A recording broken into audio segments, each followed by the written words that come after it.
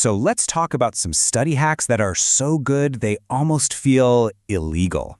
Now, don't worry, you're not actually going to get into any trouble, but these techniques are so powerful, they feel like you found a cheat code for your brain. This is basically the secret playbook that top students use to absorb insane amounts of information, and today we're opening it up for you.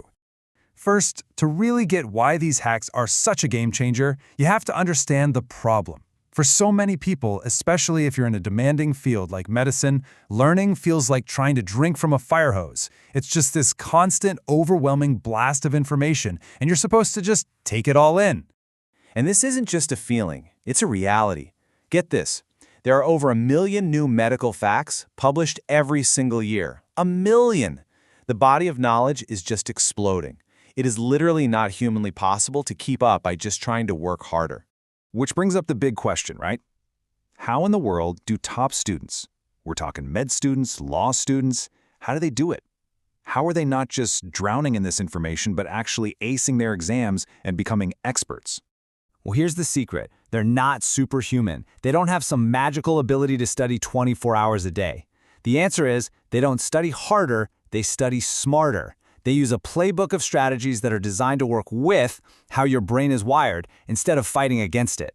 And now we're going to tear out the most important pages from that playbook.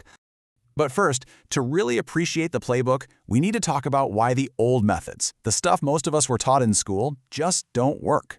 Let's take a look at the broken tools that most people are still trying to use. Okay, look at this. This right here is the whole story.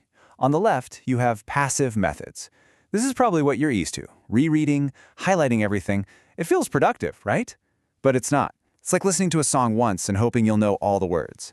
On the right, you have the active methods. These force your brain to actually engage, to struggle a little bit, and that is what builds strong, lasting knowledge. All our illegal hacks, they live on the right side of this chart. All right, let's get to it. Hack number 1. We're calling this the retrieval rule. It is so simple, but it is so powerful. And I promise you, this will completely change the way you look at a textbook. The fancy science name for this is active recall. But all it really means is this. Instead of trying to shove information into your brain by reading it over and over, you practice pulling it out. See, every time you force your brain to retrieve a memory, you make that connection stronger. You're basically telling your brain, hey, this piece of info is important. So how do you actually do it? It's this easy. You read a page, maybe a chapter section.